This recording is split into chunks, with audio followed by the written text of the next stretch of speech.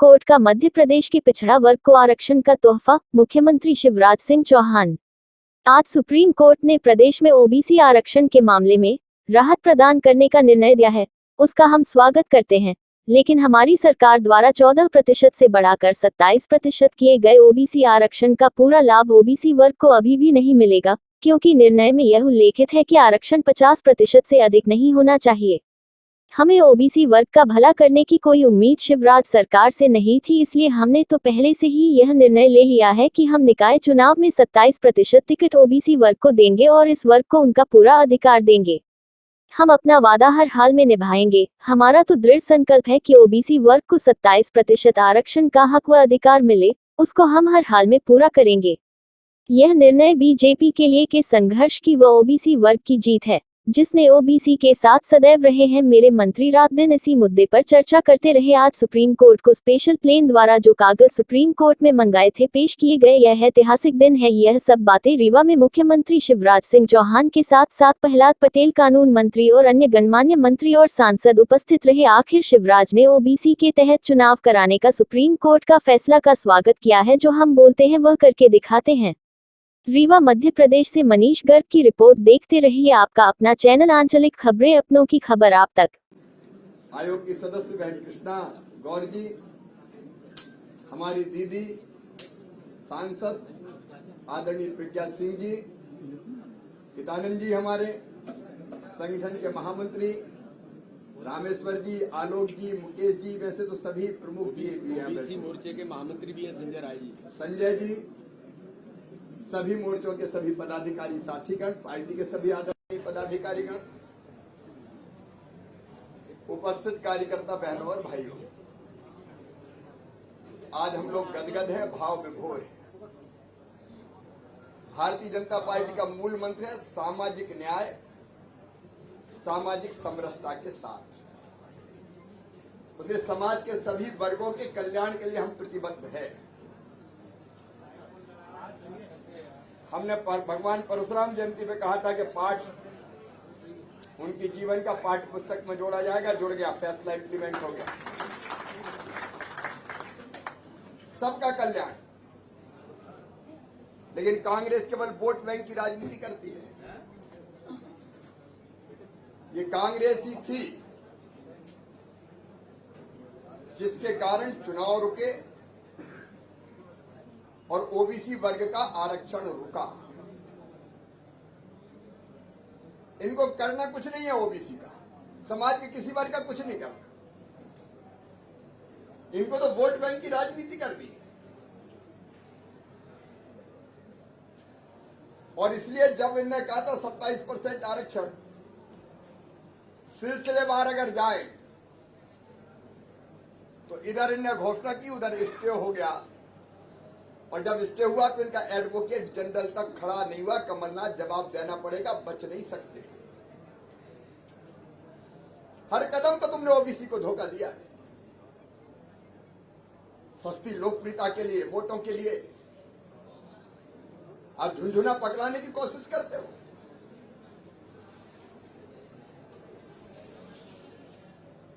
और इनको अच्छी तरह से पता था ये केवल कह रहे हैं करेंगे नहीं, इसलिए स्टे भी कोर्ट में हो गया।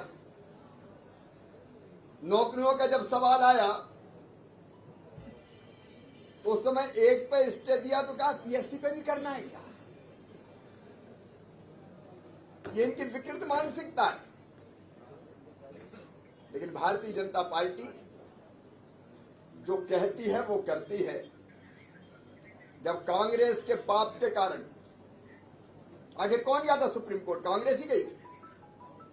हम तो चुनाव करवा रहे थे, पहले फर्स्ट फेज के फॉर्म भरे जा चुके थे। ये कोर्ट में गए। कोर्ट में जाके अगर ओबीसी को आरक्षण से वंचित करने का पाप किया तो उनने किया, और आरोप हम पे लगा रहे थे। लेकिन हमारा संकल्प था, जो विधानसभा में भी मैंने व्यक्त किया था, कि हम चुनाव में जाएंगे लेकिन ओबीसी आरक्षण के साथ जाएंगे। आज वो संकल्प पूरा हुआ। सचमुच मैं अभिभूत हूं। अंततः सत्य की विजय हुई। ओबीसी को भी न्याय मिला और अब खंबा नोच रहे हैं, ऐसा नहीं उतना, वैसा नहीं कितना। अभी भी कोर्ट जाने की कह रहे हैं। तू ना इधर उधर की बात कर, सुतंगे छोड़े जा रहे हैं। लेकिन आयोग के अध्यक्ष बैठे हैं, सदस्य बैठी हैं, नगरीय विकास मंत्री बैठे हैं। हम लोगों ने गंभीर प्रयास किए, गंभीरतम प्रयास किए। कांग्रेस बात कर रही है महाराष्ट्र की सरकार में शामिल है, वहां क्यों नहीं दिलवा पाई रिजर्वेशन? वहां तो बिना रिजर्वेशन के चुनाव हो रहे हैं ओबीसी। कमलनाथ तुम्हारी पार्टी शामिल है वह सरकार में। मध्य प्रदेश में ओबीसी के साथ हो गए और जहां कांग्रेस है वहां ओबीसी के बिना चुनाव हो रहे। और इसके लिए हमने कड़ी मेहनत की विधानसभा में। उसके बाद भी प्रशासनिक आधार पर जितने प्रयत्न हो सकते थे वो सारे प्रयत्न इसी बात के लिए थे कि ओबीसी के बिना चुनाव ना। और अंततः मैं भाव को धन्यवाद दूंगा हमारे ओबीसी कमीशन ने, पूरी टीम ने, आप लोगों ने पूरे प्रदेश का दौरा किया। हवा में नहीं किया हमने, सर्वे किया, तथ्य इकट्ठे किए, रिपोर्ट पेश की। और ओबीसी कमीशन ने, गौरीशंकर बिसेन कमीशन ने जो रिपोर्ट शामिल की, जो रिपोर्ट सबमिट की सुप्रीम कोर्ट में, उसी रिपोर्ट पर सवाल पूछे और ये कहा माननीय सर्वोच्च न्यायालय ने कि निकायवार आरक्षण की व्यवस्था कमीशन ने क्या सोची है। तो निकायवार आरक्षण कैसे होगा? सुप्रीम कोर्ट के निर्देशों के अनुसार ये वैज्ञानिक ढंग से, साइंटिफिक तरीके से कोर्ट में हमने किया और उसी का परिणाम है कि माननीय सर्वोच्च न्यायालय ने हमारे तथ्यों को सही माना और फिर ये कहा कि ओबीसी कमीशन के रिपोर्ट के आधार पर जो उन्होंने सिफारिश की है निकायवार, अब उसी के आधार पर ओबीसी के साथ चुनाव होगा। ये सचमुच ऐतिहासिक दिन है और मैं इसके लिए बधाई कमीशन को भी देता हूं। भूपेंद्र जी बैठे दिनों रात भिड़े रहे, हमारी पूरी टीम, विधि मंत्री जी सहित दिन रात हमने काम किया। कहीं को कल्पना नहीं होगी। मैंने विदेश यात्रा कैंसिल की और दिल्ली पहुंचा और जो तैयारियां हो सकती थी दिनों रात वहां से भी की और यहां से भी की और उसी का परिणाम है कि आज सत्य की विजय हुई है। अब हम ओबीसी के आरक्षण के साथ चुनाव के मैदान में जाएंगे और जैसा हमारे अध्यक्ष जी ने कहा भी कि संकल्प हमारा यही था कि न्याय हम देंगे, सबको न्याय।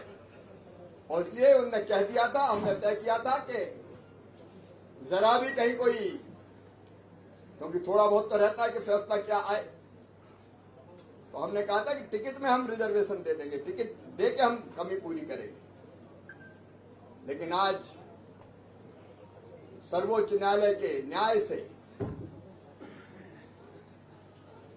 सर्वोच्च न्यायालय के फैसले से आरक्षण का रास्ता साफ हो गया है। मैं सभी कार्यकर्ता भाई बहनों को बधाई देता हूं और अपना यही संकल्प विकल्प फिर से प्रकट करते हैं हम भारतीय जनता पार्टी का कि समाज के हर वर्ग को न्याय देने के लिए हम काम कर रहे हैं और सब समाज को लिए साथ में आगे है बढ़ते जाना। इसी मंत्र को लेकर हम आगे बढ़ेंगे। आज का दिन किसानों के लिए भी ऐतिहासिक है। अभी 1700 करोड़ रुपया खाते में डलना है। कल 22,000 करोड़ के कार्यों का लोकार्पण, भूमि पूजन। कमलनाथ दादा आप तो कहते थे पैसे ही नहीं है, पैसे ही नहीं है, हम कह रहे कमी नहीं है। आज भी डालेंगे, कल भी डालने वाले थे और मौका लग गया तो परसों भी डालेंगे, अलग अलग वर्ग के खाते में। प्रधानमंत्री आवास 28 लाख प्लस प्रधानमंत्री आवास योजना हो, प्रधानमंत्री किसान सम्मान निधि, मुख्यमंत्री किसान कल्याण निधि, PM street vendor, CM street vendor, कल मछुआरे भाई बहन आने वाले हमारे, उनको भी सौगातें देने वाले। सुन लो मध्य प्रदेश के सभी बहनों और भाइयों, कोई वर्ग नहीं बचेगा। सबका कल्याण करते हुए, जीवन स्तर उठाते हुए भारतीय जनता पार्टी की सरकार आगे बढ़ेगी और प्रधानमंत्री जी के नेतृत्व में जो वैभवशाली, गौरवशाली, संपन्न और शक्तिशाली भारत का निर्माण हो रहा है, आत्मनिर्भर भारत, उसके लिए आत्मनिर्भर मध्य प्रदेश का निर्माण करके चैन की सांस लेगी। बहुत बहुत बधाइयां, धन्यवाद।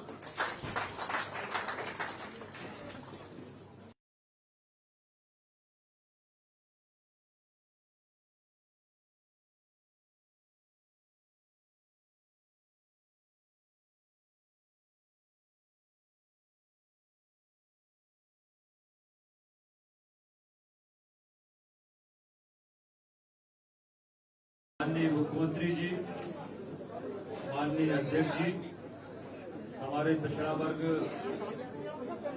आयोग के अध्यक्ष माननीय गौरीशंकर बिसेन जी, आदरणीय बहन कृष्णा गौर जी, सभी का हम सभी लोगों ने स्वागत किया है।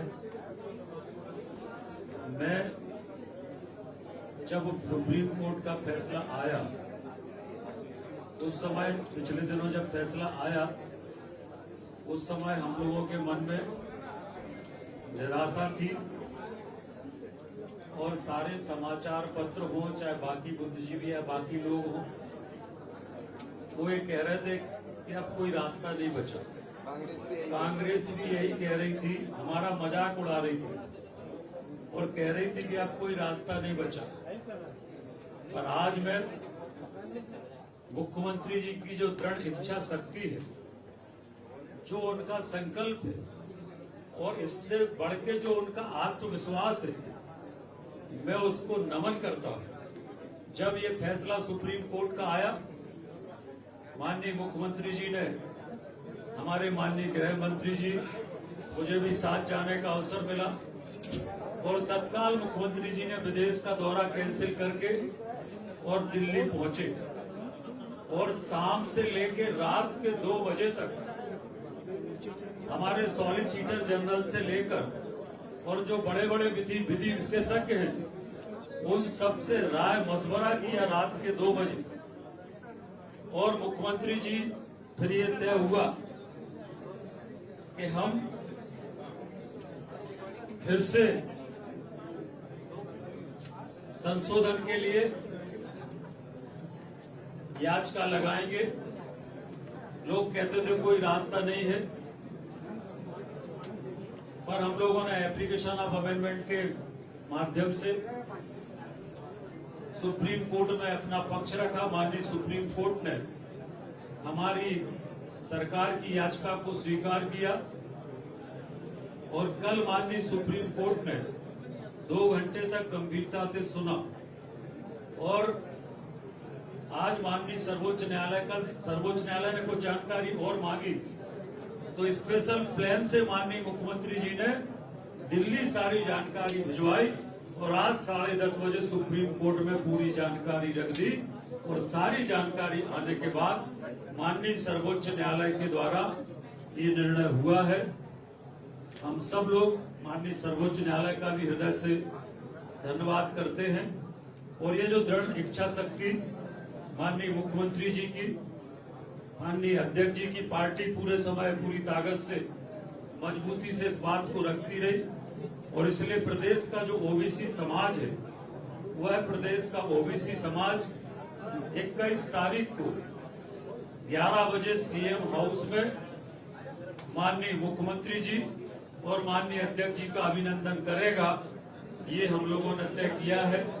भारतीय जनता पार्टी, मैंने अध्यक्ष जी से अनुमति ली है और भारतीय जनता पार्टी की तरफ से और पूरे प्रदेश के ओबीसी समाज की तरफ से 21 तारीख को 11 बजे मुख्यमंत्री निवास पर हम अभिनंदन करेंगे। आप सबका बहुत धन्यवाद।